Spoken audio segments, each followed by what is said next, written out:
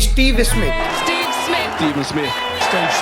जिन्हें इस जनरेशन का बेस्ट टेस्ट प्लेयर माना जाता है। स्टीव स्मिथ मेरे हिसाब से इस जनरेशन के बेस्ट टेस्ट प्लेयर हैं। सेंचुरीज मारना हो, And a century for Stephen Smith. Double centuries मारना हो, Steve Smith celebrates a double 100. सब कुछ स्टीव स्मिथ के लिए मजाक बन चुका है। Second double ton. बट इनका करियर इतना आसान नहीं था। ये पहले एज अ स्पिनर आए थे, It's struck to him. Great captaincy, great bowling. बाद में स्पिन से स्विच करके ग्रेटेस्ट बैट्समैन बन जाते हैं। A world-class player. आज हम इनके बचपन से लेकर पूरे करियर को देखते हैं कि कैसे ये इनसेन राइज पॉसिबल हो पाया है।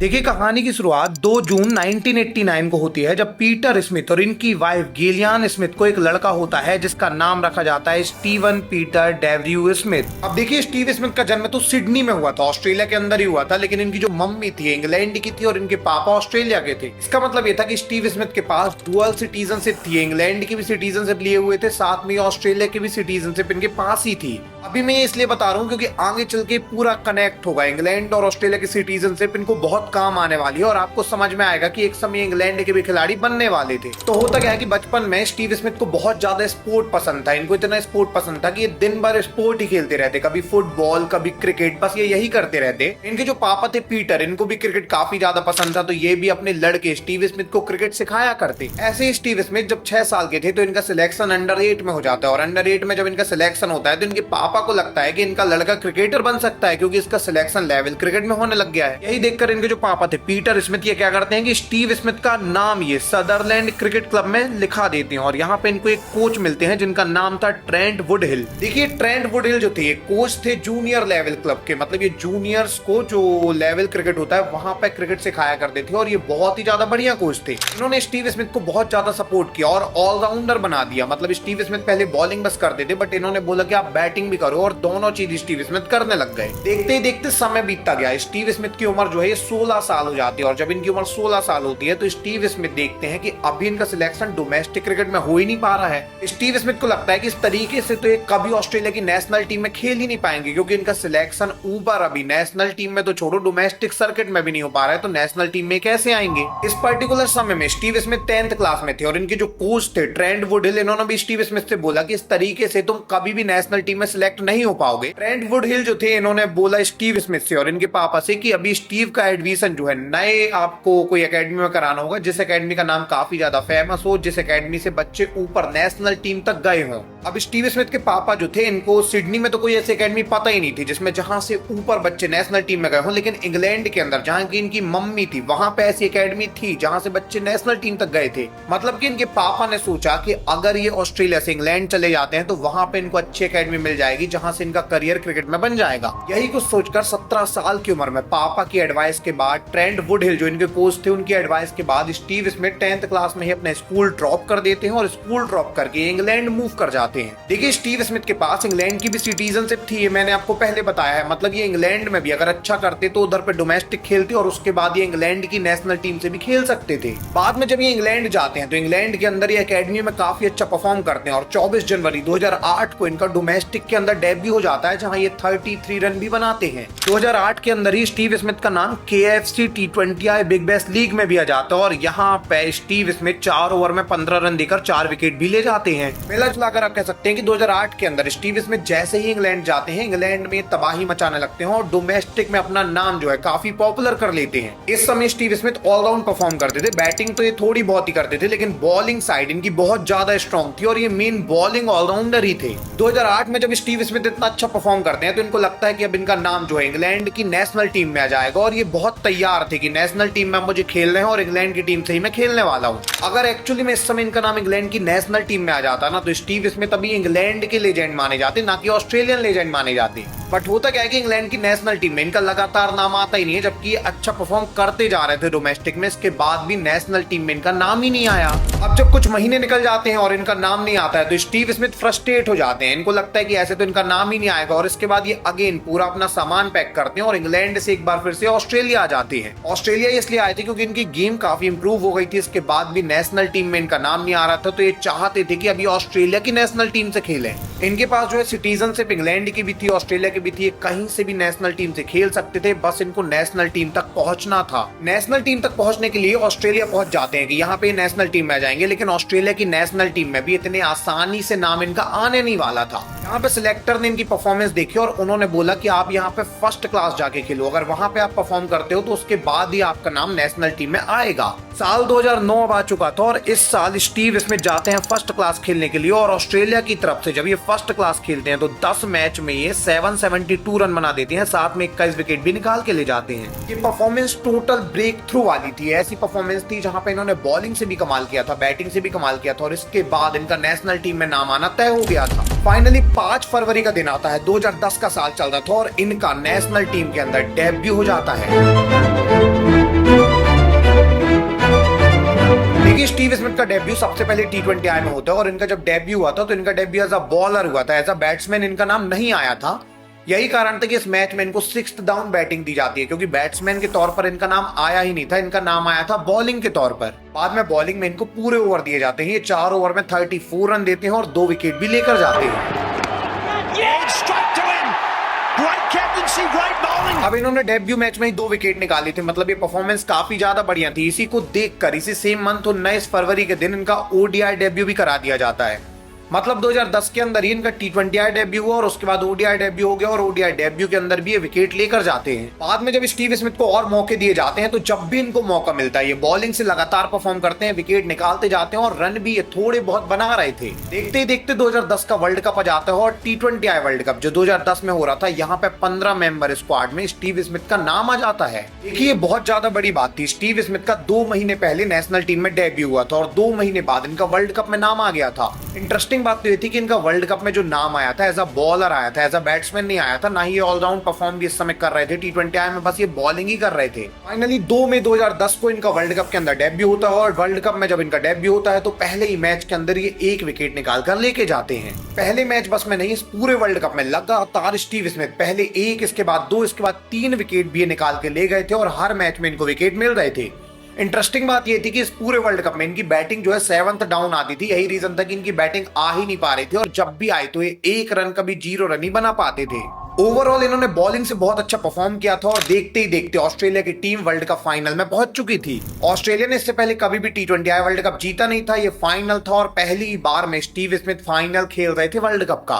16 मई 2010 को T20I वर्ल्ड कप का फाइनल स्टार्ट होता है। इस फाइनल के अंदर पहले बैटिंग ऑस्ट्रेलिया की आती है और ऑस्ट्रेलिया की जब बैटिंग आई तो स्टीव स्मिथ को सिर्फ 2 बॉल खेलने को मिलती है, ये 1 रन बस बना पाते हैं। ऑस्ट्रेलिया की पूरी टीम मिलकर 147 रन बस बना पाती है। बाद में स्टीव स्मिथ जब बॉलिंग करने आते हैं तो ये 3 ओवर के अंदर 21 रन देते हैं, 1 विकेट यहाँ ये लेके जाते हैं, लेकिन इसके बाद भी इनकी टीम जो है वर्ल्ड कप हार जाती है। And his team have won the World 2020 Men's Final. देखिए ऑस्ट्रेलिया जो है ये T20I वर्ल्ड कप तो हार चुकी थी, लेकिन इस T20I वर्ल्ड कप के बाद ऑस्ट्रेलिया को एक नया हीरो मिला था। ये हीरो स्टीव स्मिथ थे, जिन्होंने पूरे वर्ल्ड कप के अंदर 11 विकेट निकाले थे। एक्चुअली में इस पूरे वर्ल्ड कप में मोस्ट विकेट टेकर की लिस्ट में इनका नंबर 2 में नाम आ गया था। इन्होंने 11 विकेट लिए थे, इनसे ज्यादा एक ही बॉलर था जिसने 14 विकेट निकाले थे, मतलब ये कमाल कर चुके थे। सोचने वाली बात ये थी कि पूरे वर्ल्ड कप में इन्होंने 11 रन भी नहीं बनाए थे, लेकिन 11 विकेट ये लेकर गए थे 7 मैच के अंदर। लोगों को यहाँ से क्लियर हो गया था कि ये ऑलराउंडर नहीं है, ये बॉलर है और सब लोग कहने लग गए कि स्टीव स्मिथ बॉलर ही बनेंगे। इसी सेम टाइम पर स्टीव स्मिथ ने शेन वॉर्न से सलाह ली कि वो अपनी बॉलिंग कैसे और ज्यादा अच्छी कर सकते हैं। लोगों को जब पता लगा कि स्टीव स्मिथ शेन वॉर्न से सीख रहे हैं, उनसे सलाह ले रहे हैं, एडवाइस मांग रहे हैं कि कैसे मैं अपनी बॉलिंग को इंप्रूव करूं, तो लोग कहने लग गए कि स्टीव स्मिथ शेन वॉर्न जैसी बॉलिंग करने वाले हैं। सब कहने लग गए कि Steve Smith next Shane Warne है, क्योंकि आते ही साथ ये वर्ल्ड कप में कमाल तो कर चुके हैं, आने वाले टाइम में शेन वॉर्न के रिकॉर्ड तोड़ेंगे। मतलब आज जिसे दुनिया का ग्रेटेस्ट बैट्समैन बोला जा रहा है, उसको एक समय दुनिया का ग्रेटेस्ट बॉलर बोला जा रहा था और कहा जा रहा था कि ये शेन वॉर्न के रिकॉर्ड तोड़ देंगे। इनको कंपेयर किया जा रहा था शेन वॉर्न से।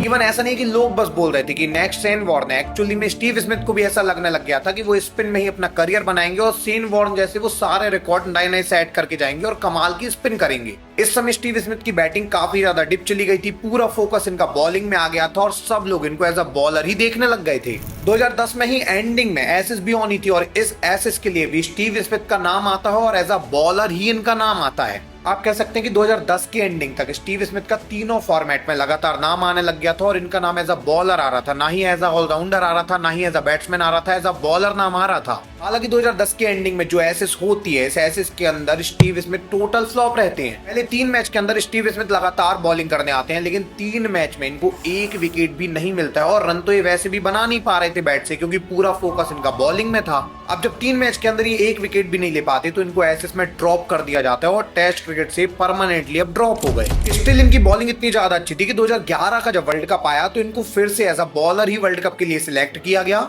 बट 2011 वर्ल्ड कप में 6 मैच के अंदर ये 2 विकेट बस ले पाते हैं और इसके बाद इनको वर्ल्ड कप के स्क्वाड से भी ड्रॉप कर दिया जाता है, ओडीआई फॉर्मेट से भी ये ड्रॉप हो जाते हैं। इवन 2011 वर्ल्ड कप में स्टीव स्मिथ तो खराब परफॉर्म करते ही हैं, साथ में ऑस्ट्रेलिया भी अच्छा परफॉर्म नहीं करती और इंडिया क्वार्टर फाइनल में ऑस्ट्रेलिया को हरा के बाहर कर देती है वर्ल्ड कप से। Well done, Yuvraj Singh. Through and through, this tournament belongs to Yuvraj Singh. देखिए एसेस में ड्रॉप होना, इसके बाद ओडीआई वर्ल्ड कप में परफॉर्म न कर पाना स्टीव स्मिथ को काफी ज्यादा हर्ट करता है। इनको लगता है कि इस तरीके से तो कभी भी ये परमानेंट खिलाड़ी बन ही नहीं पाएंगे। इनको समझ में आ गया था कि बॉलिंग से अब कुछ नहीं हो पाएगा और वर्ल्ड कप के जस्ट बाद स्टीव स्मिथ डोमेस्टिक क्रिकेट खेलने जाते हैं। स्मिथ जो है डोमेस्टिक क्रिकेट खेलने इसीलिए गए थे क्योंकि ये बैटिंग अपनी इंप्रूव करना चाहते थे। इसमें चाहते थे कि वो परमानेंट ऑलराउंडर बन जाएं, जिनसे बैटिंग बहुत अच्छी आती है और बॉलिंग तो इनसे आ ही रही थी। इनको पता था कि एज अ बॉलर ये कभी भी टीम में ऐसे जगह नहीं बना पाएंगे क्योंकि ये लगातार फ्लॉप होते जा रहे हैं, तो इन्होंने बैटिंग में बहुत ध्यान दिया और डोमेस्टिक में जाके बहुत ज्यादा बैटिंग की। साल जब 2012 का आया तो यहाँ स्टार्टिंग में आईपीएल हुआ और आईपीएल के अंदर एक्चुअली में पुणे वॉरियर इनको 1 करोड़ रुपए में खरीद लेती है। इस आईपीएल के अंदर स्टीव स्मिथ ने अपने आप को एज अ बॉलर नहीं एज अ बैट्समैन रजिस्टर किया था और जब ये आते हैं इस आईपीएल में तो ये कमाल की बैटिंग करते हैं। पूरे आईपीएल में स्टीव स्मिथ ने 15 मैच खेले थे, 362 रन बनाए थे और 40 से ज्यादा का एवरेज था इस आईपीएल में इनका। हालत तो हो जाती है कि पुणे वॉरियर के जो कैप्टन थे सौरव गांगुली, एक मैच में चोटिल हो जाते हैं तो अपनी जगह स्टीव स्मिथ को कैप्टन बनाते हैं। लोगों को समझ में आ जाता है कि स्टीव स्मिथ अब बॉलर बस नहीं है, ये बैटिंग भी कर सकते हैं और ये फ्यूचर में कैप्टन भी बन सकते हैं क्योंकि सौरव गांगुली ने इन पे भरोसा दिखाया है। हालांकि आईपीएल में अच्छा खेलने के बाद भी नेशनल टीम में इनकी जगह नहीं थी क्योंकि ये एसेस में टेस्ट से ड्रॉप हो चुके थे और 2011 वर्ल्ड कप के बाद ये ओडीआई से भी ड्रॉप हो चुके थे। 2012 में इन्होंने आईपीएल में अच्छा परफॉर्म किया, इसके बाद भी ये पूरे साल डोमेस्टिक खेलते रह गए क्योंकि इनकी नेशनल टीम में जगह बन ही नहीं पाई। इस पर्टिकुलर समय में जब स्टीव स्मिथ डोमेस्टिक खेलने गए थे तो इस समय अगेन इन्होंने पूरा ध्यान अपना बैटिंग में डाल दिया। ये चाहते थे कि इनकी बैटिंग और ज्यादा इंप्रूव हो जाए, ये बैटिंग ऑलराउंडर बन जाए और ये बैटिंग काफी ज्यादा बढ़िया करने लग गए 2012 के एंड तक।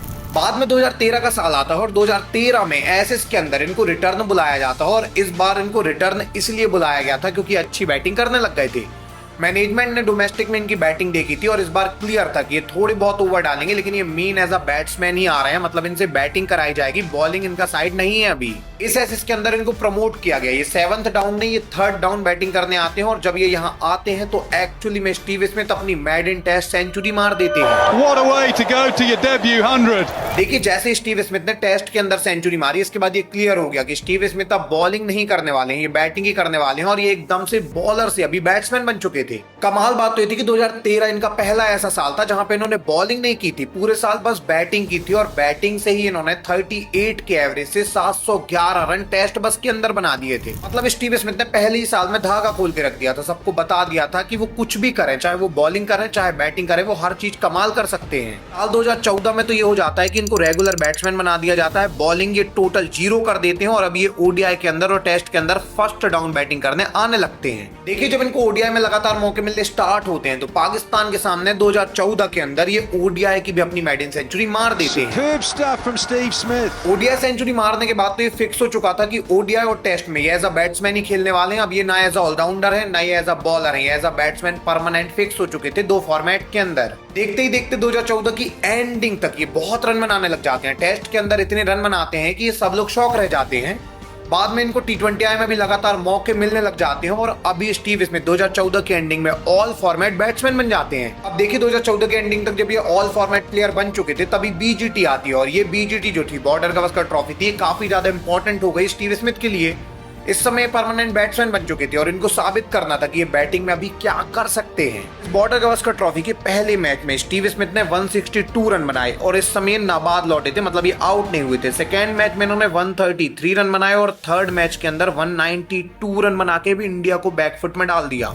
पूरी बॉर्डर गावस्कर ट्रॉफी में इन्होंने 3 सेंचुरी मारी और अकेले दम पे ऑस्ट्रेलिया को 2-0 से बीजीटी जिता दी। स्टीव स्मिथ जैसे ही 3 सेंचुरी मारते हैं सब लोग पागल हो जाते हैं। लोगों को समझ में नहीं आता कि ये कैसे पॉसिबल है। एक साल के अंदर इन्होंने इतना पीक अचीव कर लिया था कि इनके आसपास भी 2014 में कोई नहीं था। 2013 के पहले स्टीव स्मिथ ऑल फॉर्मेट के एज अ बॉलर खेल रहे थे। अभी एज अ ऑलराउंडर भी खेलते तो समझ आता, लेकिन ये प्योर बैट्समैन बन चुके थे 2014 की एंडिंग तक। अकेले 2014 के अंदर इन्होंने 1146 रन बनाए थे टेस्ट के अंदर, जहां इनका एवरेज 81.86 का था। ओडीआई के अंदर भी स्टीव स्मिथ ने 474 रन बनाए थे, जहां पे इनका एवरेज 47.40 का था। 2014 के अंदर पूरे ईयर कैलेंडर में Steve Smith 4th most run getter बन चुके थे। सब लोगों को लग रहा था कि ये कैसे पॉसिबल है, एक साल में किसी का ऐसा राइज आज तक किसी ने नहीं देखा था। इवन इस समय जो रूट, विराट कोहली, सभी लोगों का राइज हो रहा था। और इन लोगों का राइज इसलिए हो रहा था क्योंकि ये पिछले 5-6 साल से बहुत मेहनत कर रहे थे बैटिंग में, तो इनका राइज अभी होना तय था। बट स्टीव स्मिथ इस साल इन सभी से आगे निकल चुके थे, जबकि ये अभी ही आए थे। 2 साल पहले तो एज अ बॉलर खेल रहे थे, अभी ये बैटिंग में स्विच किए थे और अभी ये सबसे आगे निकल चुके थे। 2014 के एंडिंग में जब फैब 4 बनाया गया, जिसमें डिसाइड किया गया कि 4 लोग पूरी दुनिया से 4 अलग अलग देशों के चुने जाएंगे फैब 4 के अंदर। इस लिस्ट में जब नाम डाले जाने लगे तो सबसे पहला नाम दिमाग में स्टीव स्मिथ का ही आया था, क्योंकि स्टीव स्मिथ एक्चुअली में डोमिनेट कर रहे थे।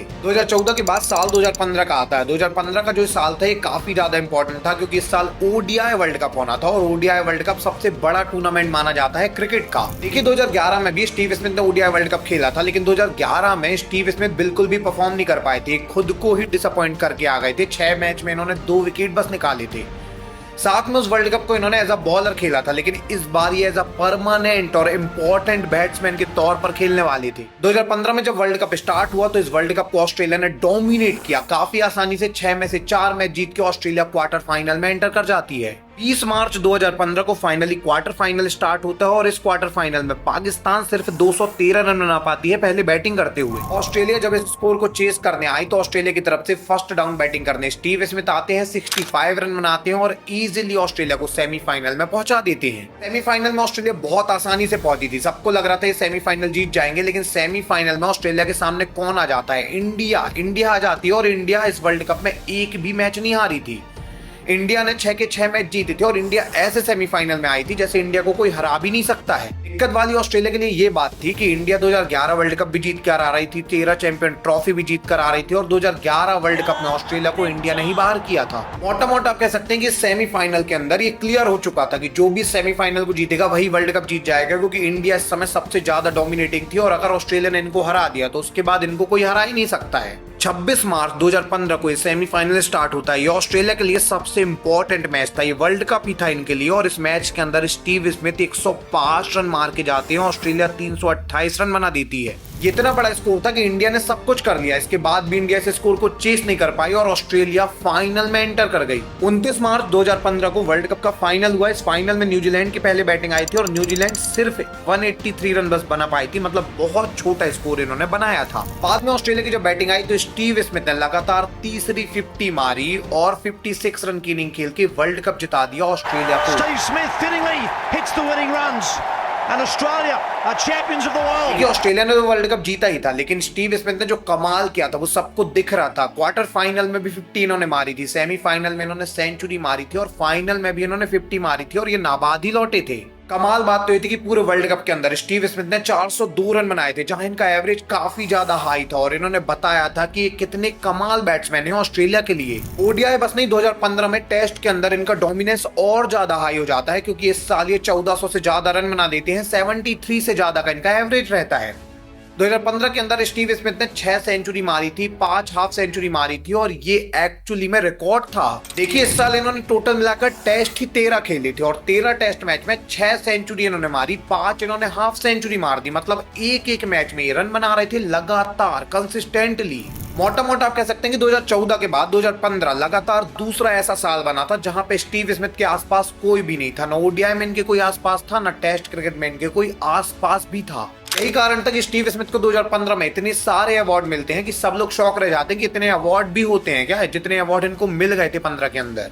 ICC cricketer of the year, ICC test player of the year, Allan Border medal, Australian test cricketer of the year, Australian ODI player of the year और ना जाने कितने सारे अवार्ड इनको मिले थे इस साल के अंदर। इवन 2015 की एंडिंग तक ऑस्ट्रेलिया मैनेजमेंट को क्लियर हो गया था कि स्टीव स्मिथ से अच्छा भी ना कोई उनके पास बैट्समैन है ना कोई खिलाड़ी है, मतलब ऐसा कोई है ही नहीं, इसलिए उनको कैप्टन बना दिया गया था ऑल फॉर्मेट का। देखिए स्टीव स्मिथ टेस्ट में इतना ज्यादा डोमिनेट कर रहे थे कि इनके आसपास भी कोई नहीं था। ओडीआई में भी ये बहुत डोमिनेट कर रहे थे, लेकिन टी20 में ज्यादा डोमिनेट नहीं कर रहे थे। इन सब के बावजूद ऑस्ट्रेलियन मैनेजमेंट ने 2015 की एंडिंग में इनको तीनों फॉर्मेट का ही कैप्टन बना दिया, क्योंकि इनको समझ में आ गया था कि स्टीव स्मिथ कमाल ही है, मतलब उनको बना दो कैप्टन। साल 2016 में अगेन स्टीव स्मिथ ने 11 मैच खेले, यहाँ पे भी इन्होंने 1000 से ज्यादा रन बना दिए। टेस्ट क्रिकेट के अंदर इनका डोमिनेंस लगातार चलता रहता है। इवन 2016 तो वो साल था जहां पे विराट कोहली एकदम पीक में पहुंच गए थे, इतने ज्यादा पीक में पहुंच गए थे कि इनके आसपास भी कोई नहीं था। 2016 के साल विराट कोहली का टेस्ट एवरेज 75 का था और ये हाईएस्ट एवरेज था, लेकिन स्टीव स्मिथ का एवरेज भी 71 का था। Smith literally peak Virat Kohli से कंधा मिलाकर चल रहे थे, इतने ज्यादा स्मिथ ऊपर आ चुके थे और इसका रीजन ये था कि स्मिथ की बैटिंग लगातार इंप्रूव होती जा रही थी। हर साल इनके रन, इनका एवरेज इंप्रूव ही हुआ था। 2016 में इन्होंने टेस्ट बस में नहीं, ओडीआई में भी 1100 से ज्यादा रन बनाए थे, साथ में इनका एवरेज 50 से ज्यादा का था ओडीआई क्रिकेट के अंदर भी। 2016 के बाद 2017 का साल आता है। 2017 की स्टार्टिंग में आईपीएल होता है और आईपीएल के अंदर आरपीएस मतलब राइजिंग पुणे सुपर जायंट्स ने इनको 5 करोड़ 50 लाख रुपए में रिटेन किया। राइजिंग पुणे सुपर जायंट्स ने इनको 5 करोड़ 5 लाख में इसीलिए रिटेन किया था क्योंकि कैप्टन बनाने वाले थे स्टीव स्मिथ को आईपीएल के अंदर। देखिए आरपीएस जो टीम थी जिसकी मैं बात कर रहा हूँ, राइजिंग पुणे सुपर जायंट्स, इसके कैप्टन कौन थे? एमएस धोनी थे और एमएस धोनी की जगह स्टीव स्मिथ को कैप्टन बना देते हैं 17 आईपीएल में। अभी ये बहुत ही ज्यादा शॉकिंग चीज हो चुकी थी क्योंकि धोनी इस समय दुनिया के ग्रेटेस्ट कैप्टन बन चुके थे। इंटरनेशनल के अंदर, आईपीएल के अंदर हर जगह धोनी के आसपास भी कोई नहीं था। इन सब के बावजूद स्टीव स्मिथ को आईपीएल का कैप्टन बना दिया गया क्योंकि स्टीव स्मिथ इस समय एब्सोल्यूट पीक में थे। इवन जब इनको कैप्टन बनाया गया तो कैप्टन बनने के बाद इन्होंने कैप्टनसी में अपनी आरपीएस को फाइनल तक लीड भी किया। साथ में इन्होंने बैटिंग से 472 रन भी बनाए और ये फाइनल काफी क्लोज गया था और उसके बाद ये फाइनल हारे थे।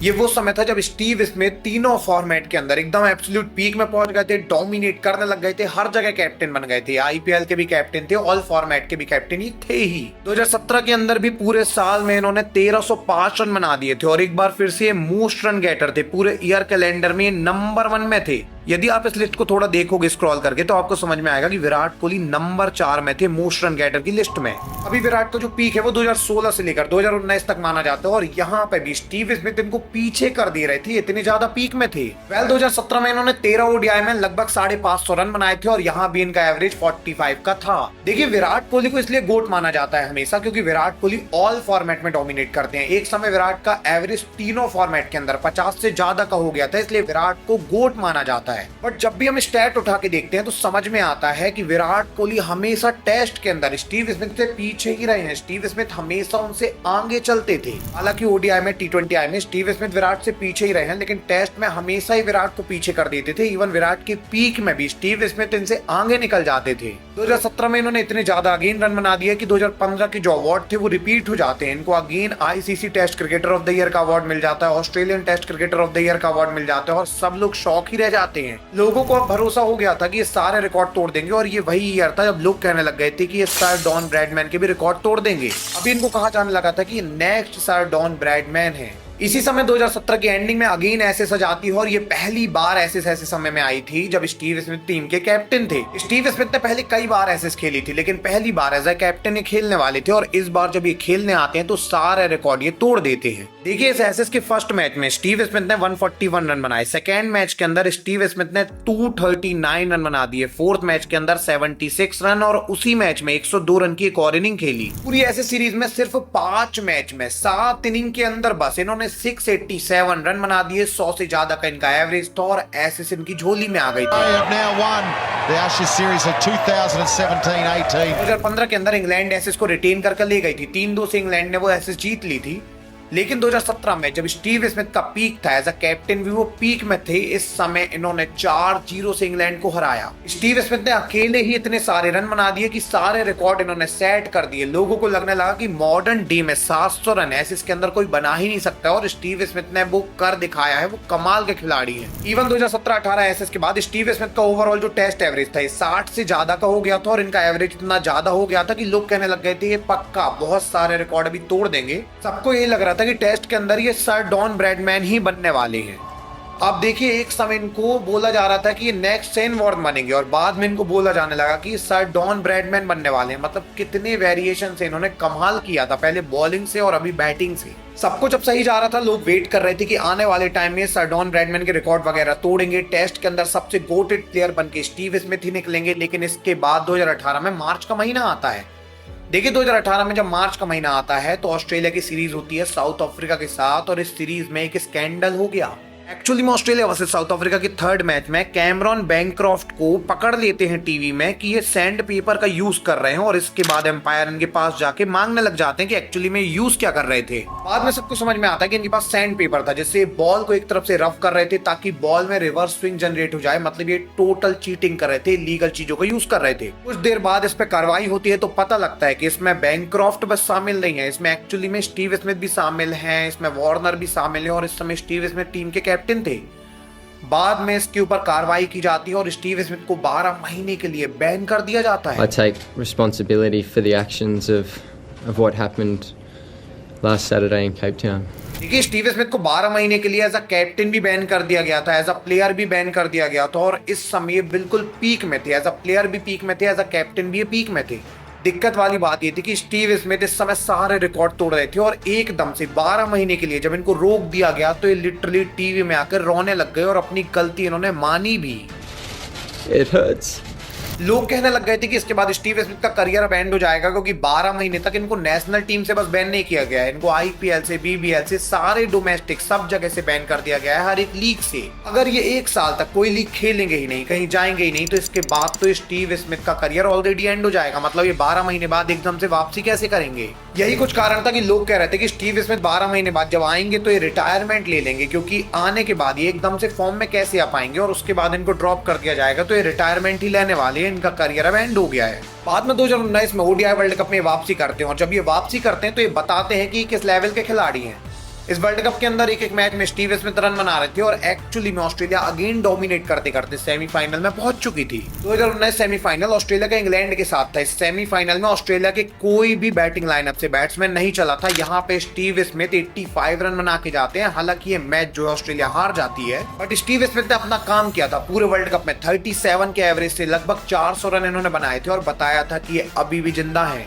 ये तो इनकी जिंदा होने की गवाही थी कि अभी भी रन बनाएंगे, अभी भी डोमिनेट करेंगे। लेकिन इसके ही बाद अभी आने वाली थी 2019 एशेज सीरीज। देखिए, 2019 की जब एशेज आती है तो इस समय टेस्ट में 12 महीने बाद वापसी कर रहे थे। जब इन्होंने लास्ट टाइम छोड़ा था तो ये पीक में थे, एब्सोल्यूट पीक में थे टेस्ट में, और अभी जब ये वापसी करते हैं तो पीक में ही करते हैं। पहले ही टेस्ट मैच के अंदर 2 सेंचुरी मारते हैं, लगभग 300 रन बना देते हैं पहले ही मैच में। पूरी 2019 एशेज में ये 774 रन बना देते हैं, जब इनका एवरेज 110 का रहता है, और 2017-18 का अपना ही रिकॉर्ड ये तोड़ देते हैं। लोगों को लग रहा था कि मॉडर्न डे में 700 रन कोई कैसे बना सकता है, और इन्होंने 2017-18 में वो कर दिया था, बट 2019 में वो रिकॉर्ड भी तोड़ देते हैं, और ये बताते हैं कि इनके आसपास भी कोई नहीं है। मतलब इनको ड्रॉप क्या, इनको तो हटाया जा ही नहीं सकता है। 2019 के साल में अगेन ये टेस्ट क्रिकेट में सेकेंड मोस्ट रन गेटर बन जाते हैं, और सबको समझ में आ जाता है कि टेस्ट में इनके आसपास भी कोई नहीं है। 12 महीने बैन होने के बाद भी इनके रन अभी विराट कोहली से भी ज्यादा थे, और एक्चुअली में सबसे ऊपर निकल गए थे फैब 4 में, जबकि 12 महीने खेले ही नहीं थे टेस्ट क्रिकेट। 2019 के बाद 2020 का साल आता है। इस साल कोविड था तो मैचेस ज्यादा होते नहीं है। 2020 के बाद 2021 आता है, और 2021 में भी 5 टेस्ट के अंदर 426 रन बनाते हैं, और इस साल भी ये टेस्ट में लगातार डोमिनेट करते रहते हैं। इवन 2021 में T20I वर्ल्ड कप भी होता है, और यहाँ पे भी इनका नाम आता है। देखिए, स्टीव स्मिथ का नाम ओडीआई और टेस्ट में तो आना ही था, क्योंकि वहां ये डोमिनेट करते ही करते हैं। बैन के बाद भी इतना डोमिनेट कर रहे थे, बट T20I में ये बैन के बाद डोमिनेट नहीं कर रहे थे, ना ही ये ज्यादा खेल रहे थे। इसके बाद भी इनका T20I वर्ल्ड कप में नाम आया। इनका नाम सिर्फ इसलिए आया क्योंकि इनकी लेगेसी इतनी बड़ी थी कि इनको ड्रॉप किया ही नहीं जा सकता था, तो इनका नाम आया और 11 के स्क्वाड में भी इनको खिलाया गया। बाद में 2021 वर्ल्ड कप में ये रन तो नहीं बनाते हैं, लेकिन इसके बाद भी फॉर्चुनेटली ऑस्ट्रेलिया ये वर्ल्ड कप जीत जाती है और इनके पास T20I वर्ल्ड कप भी आ जाता है। इस पॉइंट तक स्टीव स्मिथ के पास ODI वर्ल्ड कप भी आ चुका था, 2015 में T20I वर्ल्ड कप भी आ चुका था। अब इनको कुछ नहीं चाहिए था, इनके पास सब कुछ आ चुका था। बट 2021 तक एक नया फॉर्मेट आया था, वो WTC था और इनको वही जीतना था और उसके लिए वेट कर रहे थे। 2022 के साल में एक बार फिर से स्टीव स्मिथ ने 58 के एवरेज से रन बनाए और ऑस्ट्रेलिया को लगातार इन्होंने मैच जिताए। ऑस्ट्रेलिया नंबर 2 में पहुंच गई टेस्ट क्रिकेट के अंदर। 2023 के स्टार्टिंग में जब WTC का फाइनल हुआ तो यहाँ पे ऑस्ट्रेलिया अब एंटर कर चुकी थी और स्टीव स्मिथ का ये सपना भी अब पूरा होने वाला था। हालांकि 2023 का जो WTC था ये ऑस्ट्रेलिया का इंडिया के साथ था और इंडिया ने इनको BGT हराया था, तो ऐसा लग रहा था कि इंडिया को ये फाइनल नहीं हरा पाएंगे। 7 जून 2023 के दिन ये WTC का फाइनल जब स्टार्ट हुआ तो इंडिया ने पहले डोमिनेट करने स्टार्ट किया, जल्दी जल्दी विकेट निकाले ऑस्ट्रेलिया के, लेकिन इसके बाद स्टीव स्मिथ बैटिंग करने आते हैं। इसमें जब बैटिंग करने आते हैं तो ये लिटरली ट्रेविस हेड के साथ लगभग 300 रन की पार्टनरशिप करते हैं, अकेले 121 रन मार देते हैं और ऑस्ट्रेलिया इतनी लीड ले जाती है कि ये बहुत सारे रन बना चुके थे। इंडिया इस मैच में स्टीव स्मिथ की सेंचुरी के बाद ही पीछे हो चुकी थी और इसके बाद इंडिया WTC फाइनल भी हार चुकी थी। Australia win the World Test Championship. अब क्या बचा था इस WTC को जीतने के बाद? इनके पास एक वर्ल्ड कप भी था, WTC भी था, T20I वर्ल्ड कप भी था, सब कुछ आ चुका था। स्टीव स्मिथ एब्सोल्यूट सब कुछ पा चुके थे। इवन विराट कोहली भी अब कह रहे थे कि टेस्ट क्रिकेट में ये जनरेशन के सबसे बेस्ट बैट्समैन है, इनके आसपास भी कोई नहीं है। स्टीव स्मिथ मेरे हिसाब से इस जनरेशन के बेस्ट टेस्ट प्लेयर हैं। बाद में 2023 वर्ल्ड कप में भी ये पार्टिसिपेट करते हैं, परफॉर्मेंस भी देते हैं और ये वर्ल्ड कप भी ऑस्ट्रेलिया जीत जाती है। And Australia win the World Cup for the 6th time. देखिए इस वर्ल्ड कप को जीतने के बाद इनके पास 2 ODI वर्ल्ड कप आ गए थे, एक T20I वर्ल्ड कप आ गया था, एक WTC की ट्रॉफी आ गई थी, मतलब सब कुछ स्टीव इसमें जीत चुके थे। 12 महीने का बैन वो पूरा भूल गए थे लोग, एज अ कैप्टन नहीं बट एज अ प्लेयर ये सब कुछ जीत चुके थे। कमाल बात तो ये थी कि फैब 4 के अंदर कोई भी ऐसा खिलाड़ी नहीं था जिसने इतनी ट्रॉफी जीती थी, लेकिन स्टीव स्मिथ ने ऐसा कर दिखाया था। ये सब कुछ पॉसिबल हो पाया था स्टीव स्मिथ की दम पर, क्योंकि उन्होंने डोमिनेट किया था, हर एक पल में डोमिनेट किया था। जब भी वो मैदान में आए थे उन्होंने रन बनाए थे। सोचने वाली बात ये थी कि 2020 के बाद कोहली की फॉर्म खराब हुई थी। कोहली की जब फॉर्म खराब हुई तो इनका एवरेज 50 से नीचे आ गया था और कोहली ने बाद में रिटायरमेंट भी ले लिया। वहीं पे आप देखोगे तो स्टीव स्मिथ का भी थोड़ा बहुत डाउनफॉल आता रहा। 12 महीने के लिए वो बैन भी हुए, 2020 के बाद भी थोड़ी सी उनकी फॉर्म गिरी थी, बट इसके बाद भी स्टीव स्मिथ को जब भी मौका मिलता है लगातार कमबैक करते रहते और ऐसा कमबैक करते रहते कि बीच बीच में सेंचुरी मारते जाते और इनका एवरेज 55 से कम हो ही नहीं रहा था। एक्चुअली में स्टीव स्मिथ 10 इनिंग में लगातार रन भी नहीं बना रहे थे टेस्ट में, इसके बाद भी इनका एवरेज 56 का चल रहा था। इस प्रकार की लेगेसी इन्होंने बिल्ड कर ली थी। बाद में यही हमें देखने को भी मिला। 2024 के पूरे साल में स्टीव स्मिथ ने एक सेंचुरी नहीं मारी। टेस्ट क्रिकेट में इनकी कोई सेंचुरी आई ही नहीं है, लगातार फ्लॉप होते रहे। एक हाफ सेंचुरी बस इन्होंने मारी थी। इस समय सबको लग रहा था कि अब ये रिटायरमेंट ले लेंगे क्योंकि रन तो बना नहीं पा रहे हैं, ODI में सब कुछ जीत चुके हैं, T20I खेलते नहीं है, मतलब सबको लगा कि अब स्टीव स्मिथ का हो गया है भाई, 2024 में सब फॉर्मेट से रिटायरमेंट ले लेंगे। बट 2024 के एंडिंग में बॉर्डर गावस्कर ट्रॉफी आती है और BGT के अंदर 2 लगातार ये बैक टू बैक सेंचुरी मार देते हैं। बाद में अभी 2025 में भी आप देख रहे हैं कि पैट कमिंस जब नहीं है तो ऑस्ट्रेलियन मैनेजमेंट स्टीव स्मिथ को ही कैप्टन बना रही है, क्योंकि उनको पता है कि स्टीव स्मिथ से अच्छा बैट्समैन इस जनरेशन में टेस्ट क्रिकेट के अंदर कोई भी नहीं है।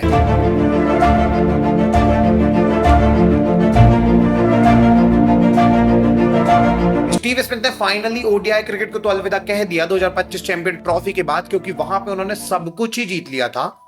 बट अभी भी ये टेस्ट क्रिकेट खेलना चाहते हैं और ये खेल भी रहे हैं। जब भी इनको लगातार मौके मिलते हैं रन बनाते हैं। 2025 ऐसे सीरीज को आप देखिए जो काफी ज्यादा लो स्कोरिंग सीरीज थी, जल्दी जल्दी मैच हो रहे थे, यहाँ पे स्टीव स्मिथ ने कमाल की कैप्टनसी की, ऐसे से एक बार फिर से रिटेन करवा दी ऑस्ट्रेलिया को।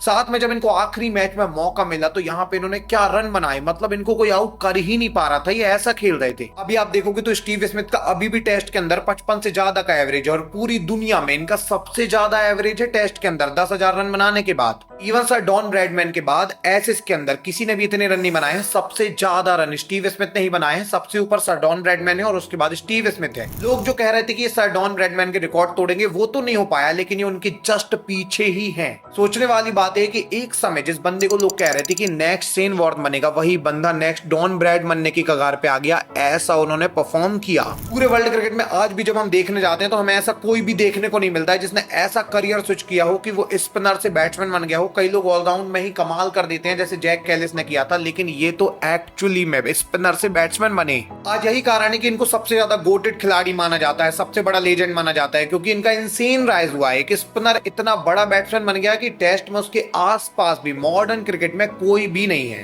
वैसे आपको क्या लगता है टेस्ट क्रिकेट के अंदर अगर ये 12 महीने बैन नहीं होते तो और कितने रन ये बना सकते थे? उस समय इनका एब्सोल्यूट प्राइम था, ये बहुत रन बना रहे थे। तो आपके इस बारे में क्या विचार है? अगर ये एपिसोड आपको पसंद आया है तो विराट कोहली के ओडीआई करियर के ये एपिसोड देखिए, आपको बहुत अच्छा लगेगा। मिलेंगे किसी अगले एपिसोड में, तब तक के लिए धन्यवाद।